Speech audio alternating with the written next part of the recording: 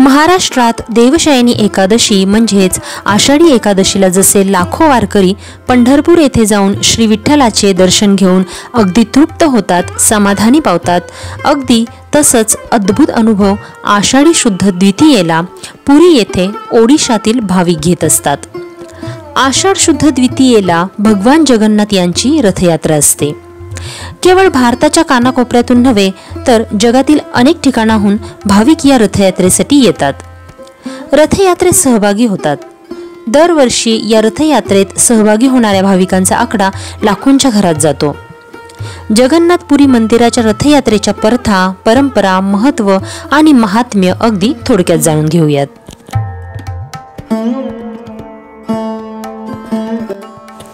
पुरीची रथयात्रा ही भारतातील एक अत्यंत श्रद्धेची आणि भव्य अशी धार्मिक परंपरा आहे, जी दरवर्षी कोट्यावधी भक्तांच्या उपस्थितीत मोठ्या उत्साहात साजरी केली जाते. पण या रथयात्रेच्या मागे नेमकं कारण काय आहे, ही परंपरा कशी सुरू झाली, यामागे एक भावस्पर्शी पौराणिक कथा आहे. सुभद्रेला नगर दर्शनाची इच्छा. पौराणिक कथेनुसार एकदा भगवान श्रीकृष्णाची बहीण देवी सुभद्रा हिने पुरी नगरीचे दर्शन घेण्याची इच्छा व्यक्त केली. ही इच्छा पाहून श्रीकृष्ण पुरीत, ज्यांना भगवान जगन्नाथ असे म्हणतात, आणि त्यांच्या मोठ्या भावाला बलराम किंवा बलभद्र यांनी सुभद्रेला रथावर बसून पुरी नगर दर्शनासाठी बाहेर पडण्याचे ठरवलं. ते तिघही रथावर नगर भ्रमण करत असताना वाटेत त्यांची मौसीचा मंदिर, गुंडीचा मंदिर या ठिकाणी काही दिवस विश्रांतीसाठी थांबले. हा प्रसंग इतका पवित्र आणि भक्तिपूर्ण मानला जातो की त्याची आठवण म्हणून दरवर्षी रथयात्रा काढली जाते. रथयात्रेचा प्रवास आणि स्वरूप. या उत्सवात भगवान जगन्नाथ, बलभद्र आणि सुभद्रा यांची 3 वेगवेगळी रथांवर प्रतिष्ठापना केली जाते. हे तीनही रथ पुरीच्या मुख्य मंदिरातून निघून शहराच्या दुसऱ्या टोकाला असलेल्या गुंडीच्या मंदिरापर्यंत जातात. तेथे हे तिन्ही देव 7 दिवस राहतात. याला गुंडीच्या यात्रा असेही म्हणतात. 7 दिवसानंतर हे रथ परत मुख्य मंदिरात परततात, ज्याला बहुधा यात्रा असे म्हणतात. श्रद्धेचा महासागर. रथयात्रेच्या निमित्ताने लाखो भाविक पुरीमध्ये एकत्र येतात. काही भक्त तर रथ ओढण्याचा मान मिळावा म्हणून शेकडो किलोमीटरचा प्रवास करतात. असे मानले जाते की भगवान जगन्नाथाच्या रथाची दोरी ओढणं हे पुण्यप्रद, पापशामक आणि मोक्षदायक असतं. भक्ती, परंपरा आणि सामूहिक एकात्मता. पुरीची रथयात्रा ही केवळ एक धार्मिक यात्रा नाही, तर ती भक्ती, परंपरा आणि सामाजिक एकात्मतेचे प्रतीक आहे. यात देव आणि भक्त यांच्यातील अंतरच नाही उरत, कारण देव स्वतः भक्तांमध्ये येतो, रथावरून त्यांच्यातून जातो, त्यांच्या सोबत जगतो. ही परंपरा आजही तितक्या श्रद्धेने आणि उत्साहाने जपली जात आहे.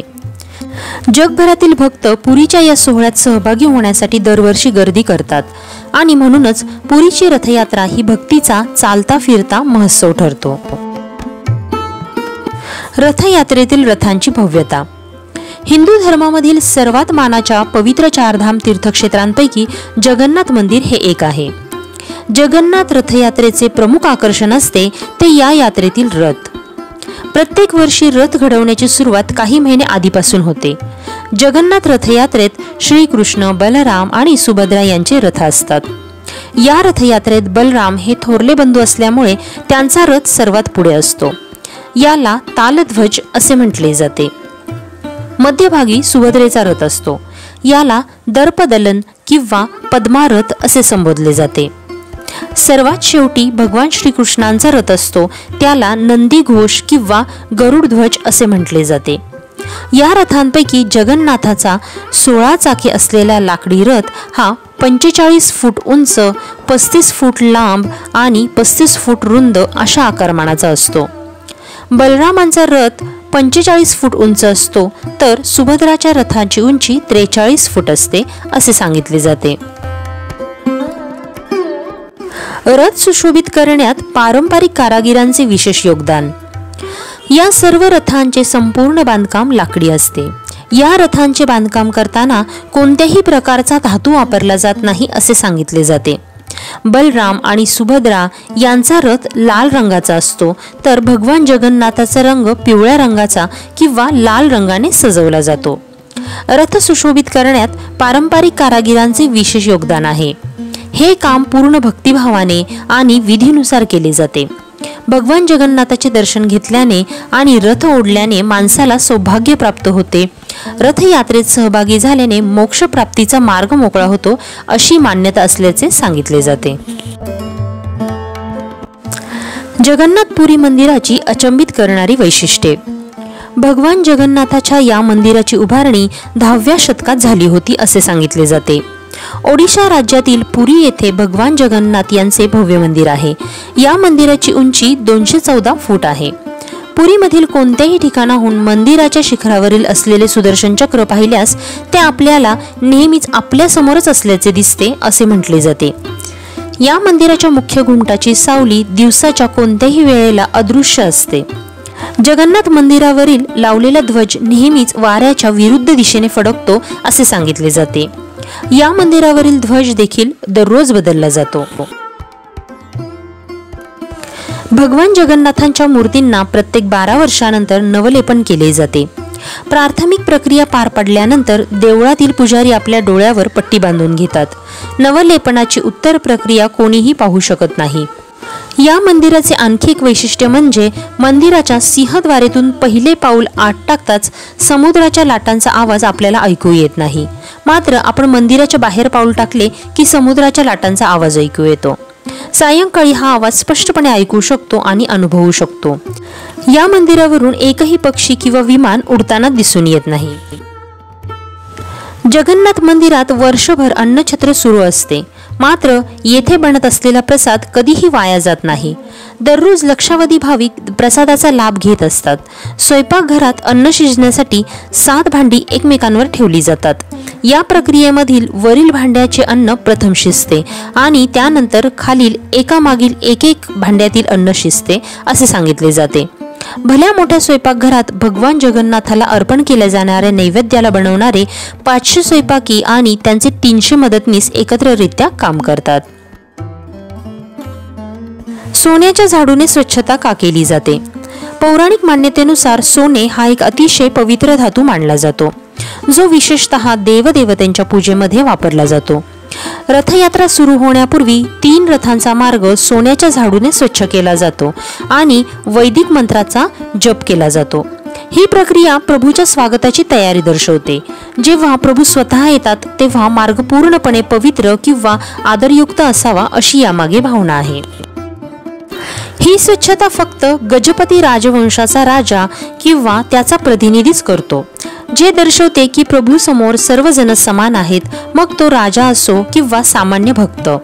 ही परंपरा भक्ती, नम्रता आणि आध्यात्मिक शुद्धतेचे एक अद्भुत मिश्रण आहे, जे सकारात्मक ऊर्जेचा प्रवाह देखील प्रतिबिंबित करते.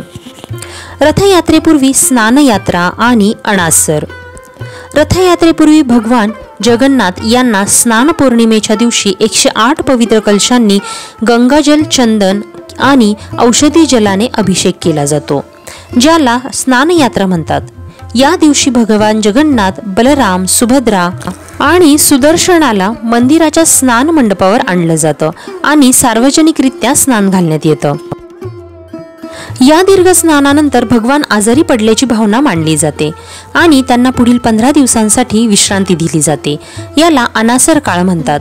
या काळात मंदिर भाविकांसाठी बंद राहतं आणि त्यांचं दर्शन होत नाही. मात्र श्रद्धाळूजण अलारनाथ या रूपात भगवानांचं दर्शन घेण्यासाठी अलारनाथ मंदिरात जातात. या दरम्यान भगवानांवर त्यांना 56 प्रकाराच्या अन्नपदार्थांचा नैवेद्य दाखवला जातो, ज्याला 56 भोग असे म्हणतात. 15व्या दिवशी नवयौवन दर्शन होतं, जिथे भगवान अधिक तेजस्वी आणि तरुण रूपात दर्शन देतात आणि यानंतरच रथयात्रेला सुरुवात होते. मावशीचे घर.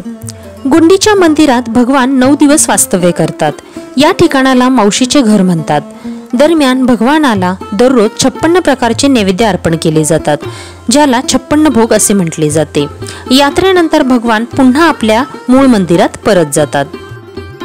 तर श्रोते हो, आजच्या व्हिडिओमध्ये श्री जगन्नाथपुरी येथील दिलेली माहिती तुम्हाला कशी वाटली मला नक्की कमेंट करून कळवा. आणि अशाच प्रकारच्या विविध कथा ऑडिओ स्वरूपात ऐकण्यासाठी आपल्या या चॅनलला जरूर सबस्क्राईब करा। चला तर मग आज इथेच रजा घेते, भेटूयात अशाच एका छानशा व्हिडिओमध्ये। तोपर्यंत नमस्कार।